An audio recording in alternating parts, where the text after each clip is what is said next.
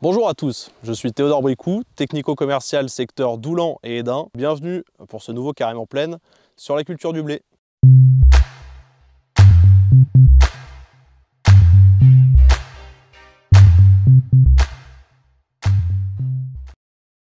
Donc on se retrouve aujourd'hui dans le village de Caumont pour une parcelle de blé. Alors ici c'est un limon crayeux qui a été semé le 15 octobre en précédent colza. C'est un mélange de 3 variétés, Campesino, Chevignon et Extase. Au niveau du désherbage, il y a eu une double application d'automne, donc un premier passage en post-semis avec de la clonifène et du flufénacet, repris avec une post-levée précoce à base de prosulfocarbe et de clodinafop. Au niveau de l'apport azoté, on a eu 185 unités réparties en 4 apports et 40 unités de soufre au premier apport. Au niveau du stade de la parcelle, on est au stade dernière feuille étalée. Donc pour être bien sûr que ce soit la dernière feuille, il suffit de prendre une tige de blé, on l'ouvre en deux et en fait on va venir compter le nombre de nœuds qui sont sur la tige, en sachant que le premier nœud est un faux nœud.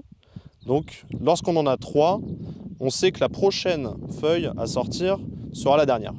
À ce stade, il est très important, il est crucial même, de maintenir la plante dans un bon état sanitaire, car les 2 dernières feuilles représentent 80% du potentiel rendement de la culture. D'autant plus cette année, nous subissons sur la région de très fortes attaques de rouille jaune. Pour rappel, l'impact de la rouille jaune peut aller jusqu'à 50 quintaux par hectare en cas de forte attaque. Ces conditions de développement sont celles que nous avons en ce moment, c'est-à-dire du temps chaud, sec la journée, avec une hygrométrie importante la nuit, et du vent pour l'aider à disséminer ses spores. Au niveau des seuils d'intervention, à partir du stade 2 nœuds, on intervient dès la présence de la maladie dans la parcelle. Les molécules utilisables dans la gestion de la rouille sont la tébuconazole, l'azoxystrobine, la pyraclostrobine et le solathénol.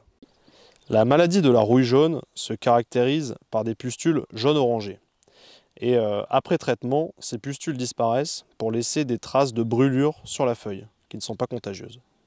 Nous vous recommandons, lors de vos applications, d'utiliser un adjuvant type Actéon à 0,5 litres pour 100 litres de bouillie. Cet adjuvant, par son pouvoir rétenteur, permettra d'aller chercher quelques points d'efficacité supplémentaires. Pour parler de l'azote, compte tenu encore une fois des conditions sèches et de cette année particulière, nous vous recommandons d'utiliser pour vos derniers apports de l'ammonitrate 27, car il a une meilleure efficience, moins de volatilité.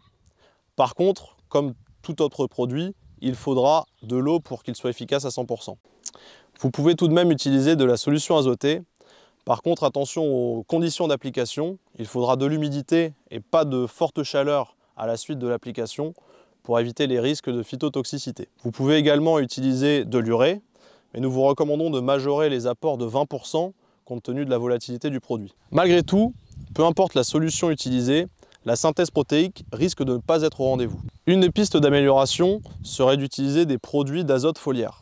Ces produits sont 100% assimilables et ne sont pas dépendants des conditions climatiques. L'utilisation se fait au stade début floraison. À la gamme, dans le groupe Carré, nous avons du Nutri-FC et du Foliance. J'espère avoir répondu à toutes vos questions concernant le blé. N'hésitez pas à contacter votre technico-commercial du groupe Carré pour plus de renseignements et à bientôt pour un nouveau Carême en Plaine.